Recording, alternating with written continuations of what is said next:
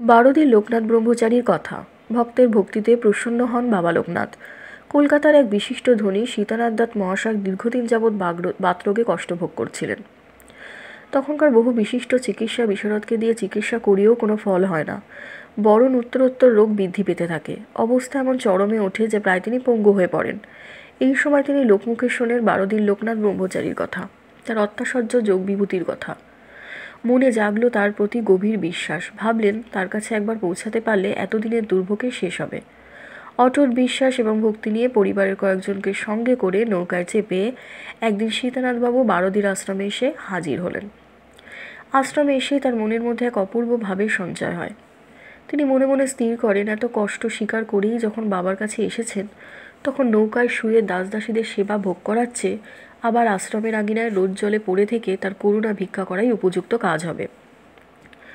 মৃত্যুই যদি তার ললাট লিখন হয়, তবে এমন মহাপুরুষের সান্নিধ্যে এমন পূর্ণ মহাতীর্থেই হোক। আশ্রমের আঙিনায় একটা খাটিয়ার উপর শয্যাগত হয়ে রইলেন সীতানাথ। 2 দিন কেটে গেল। এই 2 দিনে তার রোগক্লিষ্ট শরীরের ওপর দিয়ে ঝড় বৃষ্টি রোগ পার হয়ে গেল, তবু তিনি পড়ে রইলেন সেখানে। শরীরে তার কষ্ট থাকলেও মনের মধ্যে তিনি অনুভব করেন চরম বিশ্বাস আর নির্ভরতা। তাই তিনি তার সিদ্ধান্ত অটল হয়ে রইলেন, মৃত্যু যদি হয় তবে নবরূপে এই সাক্ষাৎ শিবের সামনেই যেন হয়। ভক্তের ভক্তিতে প্রসন্ন হন বাবা লোকনাথ। তিনি বলেন, আমার এখানে রোদ জলে ঝড়ে অনেক কষ্ট পেয়েছিস, তোর এই কষ্টে আমিও অনেক কেঁদেছি। তুই আমার আশীর্বাদে সম্পূর্ণ সুস্থ। তোর যথা সর্বস্ব যা আমাকে দিয়েছিস তা আমারই থাকলো।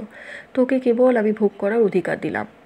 এখন থেকে তোর সব দায়িত্ব আমার। তুই এখন নিশ্চিন্তে ঘরে ফিরে যা। 3য় দিন। ভক্তি আর বিশ্বাসের পরীক্ষা শেষ হয়। এই 2 দিন রোদ বৃষ্টি ঝড়ের মধ্যে পড়ে থাকা ভক্তের এক অদ্ভুত সাধনায় ভগবানের আসন টলে উঠল। 3 দিনের দিন ভোরবেলায় বাবা লোকনাথ আশ্রম কুটিরের দরজা খুলে কৃপাপাত্রী ভক্ত সীতানাথ দাসের সামনে উপস্থিত হয়ে বললেন, তোকে অনেক কষ্ট দিয়েছি, এবার ওঠ। বাবা এই কথা কয়টার মধ্য দিন দিয়ে যেন অমিত বর্ষণ করলেন। সীতানাথ চোখ মেলে তাকিয়ে দেখে যেন তার সামনে এসে দাঁড়িয়েছেন সাক্ষাৎ দেবাদিদেব মহেশ্বর। সারা শরীর রোমাঞ্চিত হয়ে ওঠে তার। মনুষ্য শরীরে এমন দিব্য জ্যোতির্ময় ভাব দর্শন এ যেন তার কাছে স্বপ্নবৎ। বাবা লোকনাথ তার কৃপাহন্ত প্রসারিত করে কৃপাপ্রার্থী ভক্তের সমস্ত রোগ ব্যাধি মুহূর্ত মধ্যে হরণ করে নেন। মন্ত্রমুগ্ধের মতো খাটের উপর উঠে বসেন সীতানাথ। 2 চোখ বেয়ে ঝরে পড়তে থাকে এক অনাবিল আনন্দের অশ্রুধারা। ভগবানের শ্রীচরণে তিনি সর্বতোভাবে নিজের দেহ মন প্রাণ সমর্পণ করেন। ভক্তের ভক্তিতে প্রসন্ন হন বাবা লোকনাথ। তিনি বলেন, আমার এখানে রোদে জলে ঝড়ে অনেক কষ্ট পেয়েছিস, তোর এই কষ্টে আমিও অনেক কেঁদেছি। তুই আমার আশীর্বাদে সম্পূর্ণ সুস্থ। তোর যথাসর্বস্ব যা আমাকে দিয়েছিস তা আমারই থাকলো। তোকে আমি কেবল ভোগ করার অধিকার দিলাম। এখন থেকে তোর সব দায়িত্ব আমার। তুই এখন নিশ্চিন্তে ঘরে ফিরে যা।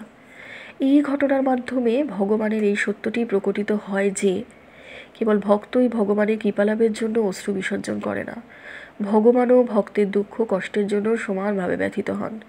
তিনি তার ভক্তের জন্য অশ্রু বিসর্জন করেন। ধন্যবাদ।